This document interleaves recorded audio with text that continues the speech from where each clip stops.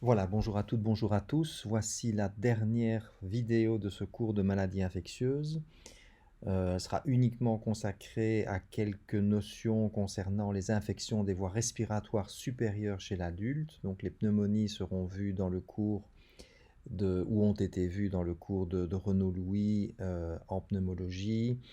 Les pneumonies nosocomiales ne sont clairement pas totalement couvertes, mais je pense que c'est un domaine plus spécialisé qui sera réabordé dans les cours de troisième cycle. Alors pourquoi vous parlez des infections des voies respiratoires supérieures? Parce que c'est une cause très importante de consultation en médecine générale, d'une part, et par ailleurs c'est aussi une cause très importante de prescription d'antibiotiques, souvent à tort, également en médecine générale. Il y a eu de nombreuses prises de position à ce sujet, dont Frédéric Fripia. Vous avez mis les références ici pour quelques-uns de ces articles en tout cas. Je pense que vous avez eu maintenant accès à l'antibioguide du CHU. Mais de toutes les façons, se trouve également sur le site du CBIP, qui est libre d'accès sur Internet. Vous avez dans la rubrique des médicaments infectieux, vous avez les recommandations belges de la Babcock, euh, qui est la commission de concertation pour la politique antibiotique. Et vous avez dans le chapitre des infections respiratoires en tête de liste les infections respiratoires supérieures. Alors comme vous le savez déjà, mais il n'est certainement pas inutile de le rappeler, l'étiologie des infections des voies respiratoires supérieures est essentiellement virale. Voilà toute une série de virus qui donnent des rhumes d'habitude banale. Évidemment, vous retrouvez ici le fameux coronavirus, mais comme vous le savez, ça a été largement médiatisé. De nombreux coronavirus circulent chaque année en donnant des symptômes tout à fait mineurs, ce qui n'est pas le cas évidemment de cette souche de SARS-CoV-2, mais qui probablement perdra de sa virulence dans les années qui viennent si de toute façon le vaccin ne permet pas son éradication. L'incubation de ces infections respiratoires supérieures est courte. Il y a très souvent une notion de contage familial. Il faut savoir que ce sont des infections qui sont fréquentes, surtout chez les enfants. On considère qu'il est normal d'avoir de 4 à 8 rhumes, par exemple, par an chez un enfant, un peu moins chez un adulte, mais cette fréquence augmente chez les adultes qui eux-mêmes ont des enfants en bas âge ou qui travaillent au contact d'enfants en bas âge dans les écoles maternelles, dans les crèches, etc. C'est la raison pour laquelle c'est une consultation fréquente aussi bien en médecine générale qu'en médecine spécialisée, puisque nous voyons des personnes qui pensent présenter des immunodéficiences parce qu'elles ont des rhumes relativement fréquents, euh, ce qui ne correspond pas toujours à la réalité. La grande question, évidemment, c'est de pouvoir distinguer dans certains cas l'implication bactérienne, car elle pourrait justifier l'introduction d'un antibiotique. Il n'y a pas de critères absolus. On va en parler avec les critères de Centaure dans quelques minutes. Alors, voici des symptômes ou des signes qui peuvent orienter vers une infection bactérienne, mais jamais avec une certitude. Donc, ceci doit être intégré dans un contexte. Le fait de tousser avec des expectorations colorées, le fait d'avoir des sécrétions nasales qui sont colorées, le fait d'avoir au niveau un exsudat au niveau amygdalien, tout ça, ce qu'on appelle angine blanche, tout ça oriente vers une infection bactérienne, mais c'est avant tout la manifestation d'une réponse inflammatoire qui peut, dans certains cas d'infection virale, mimer la réponse inflammatoire à une infection bactérienne. Donc, ce sont des arguments clairement à considérer, mais qu'il faut intégrer dans un contexte. Alors, il y a différents types de syndromes correspondant à ces infections respiratoires supérieures. La bronchite aiguë, avec de la toux, l'absence de râle crépitant qui pourrait signer une pneumonie. Donc on parle vraiment ici de ronchie au niveau expiratoire. Euh, la, la notion de sinusite, donc des symptômes au niveau du nez, des douleurs au niveau de la face notamment, que vous verrez bien plus en détail avec le professeur Lefebvre. Le mal de gorge, la pharyngite aiguë communément appelée angine, et très souvent des tableaux qui vont associer un peu de tout et qui correspondent à des tableaux généralement de rhume ou parfois dans certains cas de grippe, sachant que l'influenza peut tout à fait donner des tableaux variés allant de la pneumonie à de simples symptômes banals de rhume.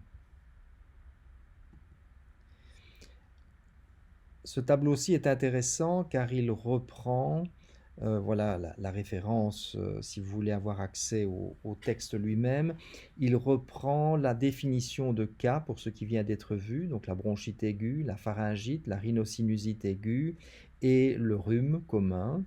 Il reprend la durée des symptômes, la durée normale des symptômes. Donc dans une bronchite aiguë, les symptômes peuvent durer jusqu'à 6 semaines sans qu'il ne faille envisager d'étiologie bactérienne. De même, une pharyngite peut aussi durer une semaine. Une sinusite peut durer jusqu'à 33 jours. Il y a évidemment une composante inflammatoire qui, même quand l'infection est résolue, l'inflammation peut mettre un certain temps à se résoudre et ainsi à faire disparaître les symptômes. Donc c'est important d'avoir cette durée normale de symptômes en tête avant évidemment d'envisager un décours anormal, une surinfection bactérienne, etc. Toujours sur ce même graphique qui a été copié sur plusieurs diapositives pour insister sur les choses importantes, l'étiologie virale qui est majoritaire dans tous ces cas-ci. Dans la pharyngite, les causes non virales représentent moins de 15%. Il ne faut évidemment pas passer à côté puisque le streptocoque de groupe A, les streptocoques de groupe C ou de groupe G peuvent parfois poser des problèmes sévères. Les sinusites sont bactériennes dans moins de 2% des cas, c'est très très faible.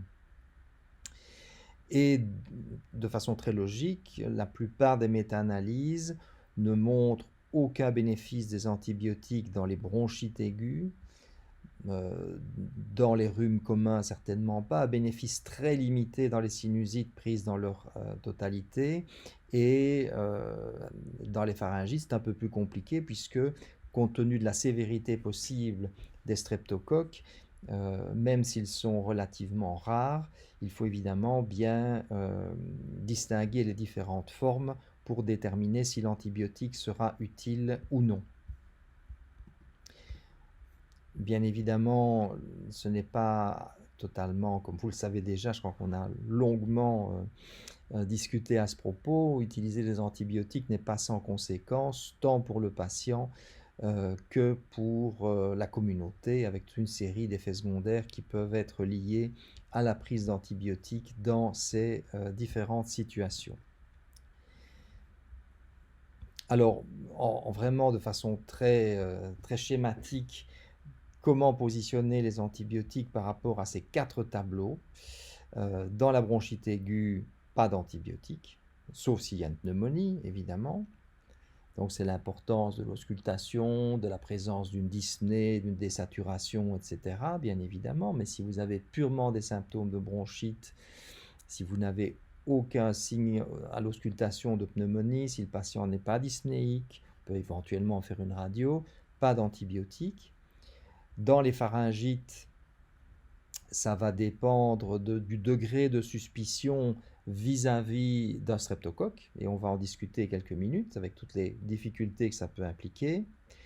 Dans la sinusite aiguë, on va y revenir aussi brièvement, ça va être basé sur la durée des symptômes et éventuellement leur sévérité exceptionnelle. Et dans le rhume commun, jamais d'antibiotiques, quoi qu'il arrive. Alors, On dit souvent que si le médecin prescrit des antibiotiques, c'est parce que le patient le demande. Il n'est jamais inutile de participer à l'éducation du patient et à lui rappeler tout ce que je viens de vous dire, c'est-à-dire que ces tableaux infectieux sont dans l'immense majorité des tableaux viraux, que les antibiotiques ne vont rien faire contre les virus, que les antibiotiques peuvent engendrer des effets secondaires de type diarrhée, nausée, allergie, etc., peuvent modifier de façon durable le microbiome. Il n'est pas inutile non plus, c'est peut-être la chose la plus... Tout ça, vous le saviez déjà, mais ceci est peut-être intéressant, c'est de rappeler ces durées qu'on vient de voir ici, dire aux patients qu'il est normal, quand on a eu une bronchite chronique, de continuer à tousser 6 semaines, après 6 semaines, et que ça ne signe pas nécessairement la survenue d'une surinfection.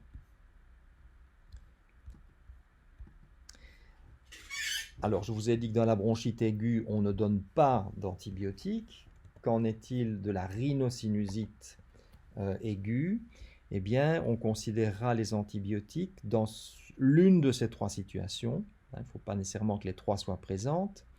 Soit on a une clinique qui est relativement banale, je dirais typique d'une sinusite, de la congestion nasale, une rhinorrhée, de la toux qui sera essentiellement une toux parce qu'il y a un coulage postérieur qui va provoquer un réflexe de toux. Si ces symptômes durent 10 jours ou plus, on peut être amené à donner une antibiothérapie. Si on a une clinique qui est très sévère, donc inhabituellement sévère pour une rhinosinusite, c'est-à-dire avec une fièvre importante, une rhinorrhée purulente, des signes inflammatoires au niveau de la face, avec une rougeur, une douleur, un gonflement, à ce moment-là, si ces symptômes durent plus de 3 ou 4 jours, on pourra être amené à donner une antibiothérapie. Et si on a l'idée, c'est probablement le tableau dans lequel cette notion de surinfection bactérienne est une réalité fréquente. Si on a un patient qui a d'abord eu des symptômes typiques d'une rhinite virale qui vont s'améliorer et puis que brusquement on a des signes de douleur et de rétention au niveau sinusal, ça signe probablement en effet une surinfection bactérienne. Donc c'est ce qui est appelé ici la clinique en deux temps. Dans l'un de ces trois cas, on pourra être amené en effet à prescrire des antibiotiques. Alors voici les recommandations en la matière. On reste évidemment sur des bêta-lactames. Le premier choix étant l'amoxicilline, qu'on administrera 3 fois par jour. Ce sont des antibiotiques temps dépendants, souvenez-vous-en. Évidemment, les prescriptions d'Augmentin, amoxiclave sont très fréquentes. Les recommandations laissent le choix, je dirais. Si on est dans la situation 2 ou dans la situation 3, il est vraisemblable qu'en effet, l'amoxiclave permettra d'élargir le spectre grâce à son acide clavulanique. S'il y a une allergie vraie au bêta-lactame, une quinolone, la quinolone dite antipneumococcique notamment, la moxifloxacine, quinolone respiratoire, sera utilisée une fois par jour. Si on parle maintenant des pharyngites, des angines, le gros problème, c'est évidemment de pouvoir distinguer ce qui est viral, 85%, de ce qui est bactérien, et notamment streptococcique, moins de 15%. Sachant que si on loupe cette angine à streptocoque, cela peut avoir des conséquences graves pour le patient. Donc depuis longtemps, des scores ont été proposés pour aider le médecin à faire une prédiction. Je vous demande de connaître ce qu'est ce score de Centaure, même si dans les faits, il est relativement peu utilisé de façon, je dirais, rigoureuse. Mais ce n'est pas inutile de connaître les arguments pour les intégrer au contexte et prendre sa décision. Alors, moi, je croyais naïvement que Centaure, c'était l'anagramme de symptômes, mais en fait, c'est le nom du monsieur qui a découvert, qui a proposé cet algorithme dans début des années 80. Mais on peut aussi s'en servir comme truc mnémotechnique. C'est je ne peux pas tousser. E, c'est pour exsudat, l'angine blanche. N, c'est pour nodes, ganglion. Et le T, c'est pour temperature. Et le OR, c'est pour une modification américaine des critères en fonction de l'âge, mais peu importe. Mais bon, bref, au départ, Centaure, c'est un monsieur.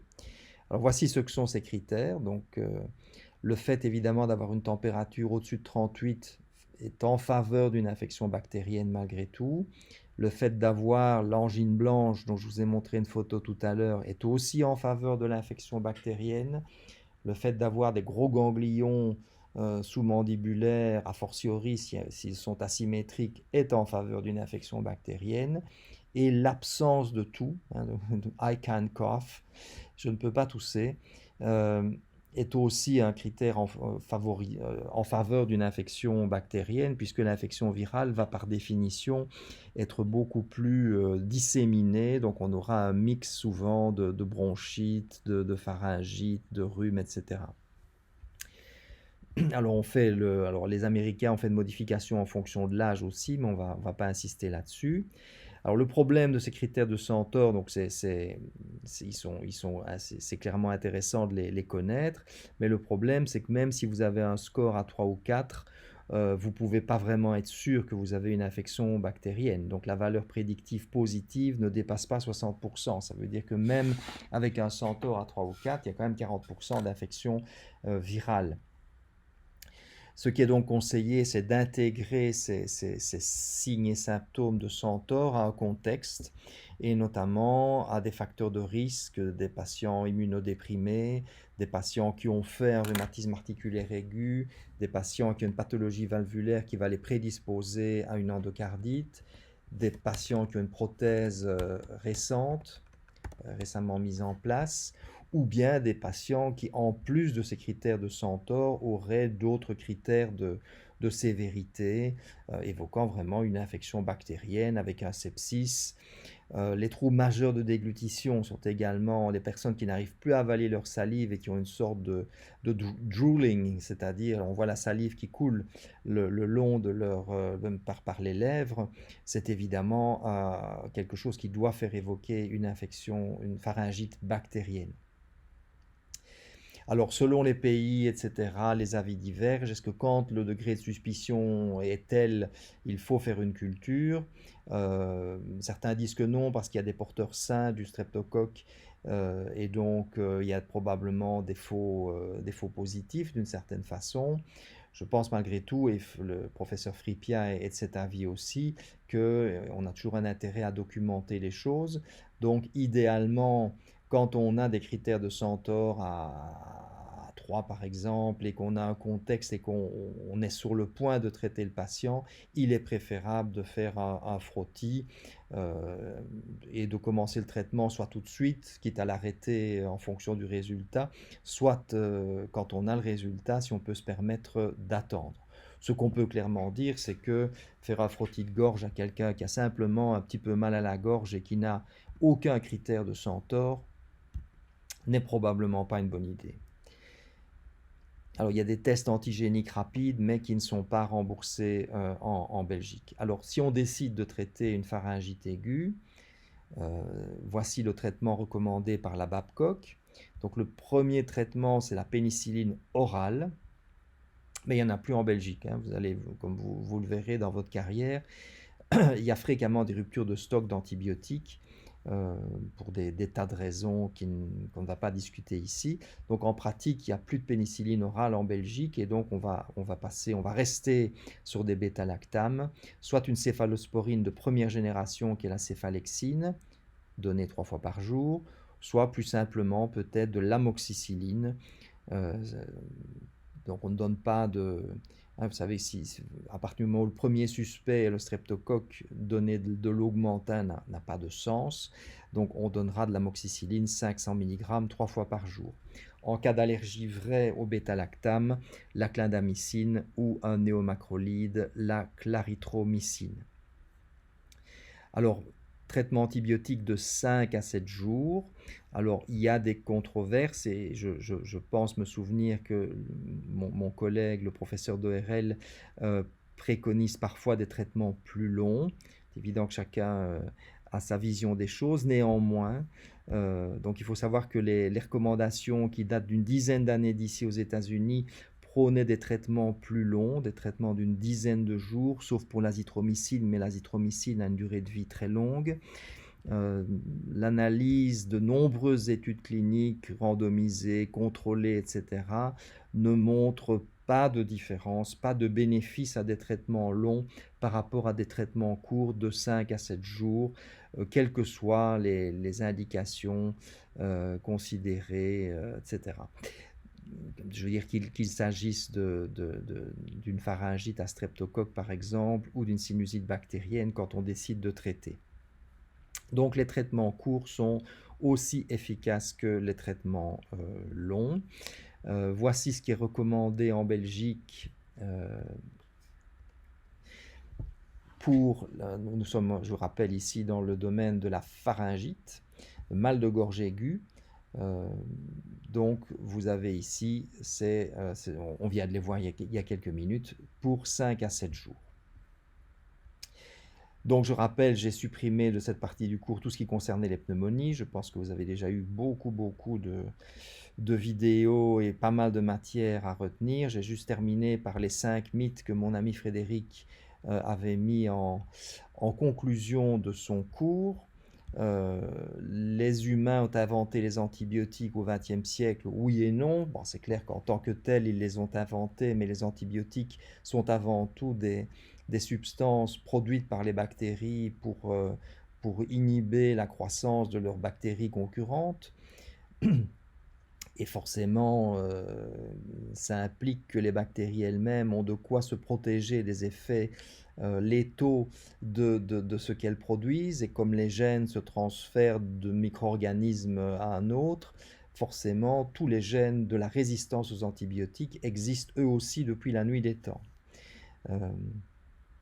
Deuxième mythe, l'usage inapproprié des antibiotiques cause l'émergence des résistances. Là, je me souviens que pendant le quiz que nous avions fait, une demoiselle m'avait interrogé sur le sens à donner à ce mot émergence, et elle avait tout à fait raison. Donc, c'est clair que l'usage inapproprié, qu'il soit inapproprié ou approprié d'ailleurs, des antibiotiques va sélectionner et amplifier les résistances, leur apparition, si on considère l'existence de gènes codant pour les résistances, est indépendant de l'utilisation humaine. Mais je suis d'accord que c'est le genre de choses qu'il ne faut pas mettre dans des QCM parce que les termes ne sont pas assez précis. Ceci est par contre plus important. Ce vieux mythe de essayer de prendre toute la boîte d'antibiotiques pour vraiment être sûr d'éradiquer la bactérie et de ne pas avoir de résistance, c'est faux. Ce qui va éradiquer la bactérie quand c'est possible, c'est la réponse du système immunitaire. L'antibiotique ne fait que réduire le rapport de force entre la réponse immunitaire et la bactérie. Mais ne pourra pas permettre l'éradication, et tout ce qu'un traitement antibiotique trop long va faire, c'est amplifier les résistances, non seulement au niveau du site traité, mais au niveau d'autres sites. Il est donc important de respecter les recommandations, quelle que soit la taille de la boîte d'antibiotiques que le patient a. Et par ailleurs, il ne faut pas hésiter à arrêter un traitement antibiotique qu'on aurait prescrit à tort, ce qui peut arriver à tout le monde, bien évidemment. Dans certains cas, on doute. Et puis, a posteriori, on se dit, tout compte fait, j'aurais mieux fait de ne pas commencer. Ben, on peut arrêter. C'est pas comme si on était lié d'une certaine façon parce qu'on a décidé de commencer un traitement antibiotique. Si on n'y croit plus, on arrête, tout simplement. Il n'y a pas de danger à arrêter un traitement antibiotique qu'on aurait commencé à tort. Quatrième mythe, c'est ce que je viens de dire, c'est-à-dire que non seulement un traitement antibiotique peut sélectionner les résistances localement, mais va influencer fortement le microbiome avec des années, parfois des mois, des années c'est peut-être exagéré, mais des mois plus tard, une modification et parfois des conséquences en termes de risque de colite à Clostridium, parfois des mois après un schéma antibiotique. Et quand on voit que la qualité du microbiome intestinal influence même le risque d'infection respiratoire, c'est sur cette base qu'on peut, je crois que je vous avais montré en préambule, des études qui suggèrent qu'un traitement antibiotique donné pour une bonne raison en janvier peut favoriser des infections respiratoires 6 mois plus tard par tous ces mécanismes que l'on évoque ici.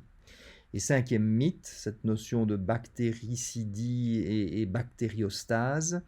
Donc les antibiotiques bactéricides ne sont pas plus efficaces que les antibiotiques bactériostatiques. Dans certains cas où c'est réellement une course contre la montre, soit parce qu'un organe vital est en train d'être abîmé, soit parce que la quantité de bactéries présentes est très importante et le temps de doublement des populations bactériennes est court, comme vous savez. Dans ces cas-là, on mettra toutes les chances du côté du patient et on privilégiera des antibiotiques bactéricides et non pas bactériostatiques. C'est le cas des méningites bactériennes, des endocardites, des infections chez un patient neutropénique dont le système immunitaire ne sera pas capable de finir le travail. Donc il ne s'agit pas simplement d'arrêter la croissance bactérienne, il faut aussi les détruire, ou bien des infections dans lesquelles d'emblée on a une très grande quantité de bactéries qui constituent l'inoculum. Voilà donc la fin de cette dernière partie du cours d'infectiologie. Comme promis, je vais essayer, je pense que je vais y arriver, de vous donner un petit tableau synoptique avec les principaux antibiotiques utilisés, en tout cas en médecine générale, et les principales propriétés, effets secondaires et caractéristiques antimicrobiennes qui constitueraient, me semble-t-il, l'essentiel à retenir pour vos examens. J'essaierai de vous faire parvenir ça, je dirais, avant la fin de cette année. Par ailleurs, vos questions sont évidemment les bienvenues et je suis aussi à votre disposition pour organiser un dernier quiz. Si vous le désiriez, les délégués n'ont qu'à me contacter. À bientôt.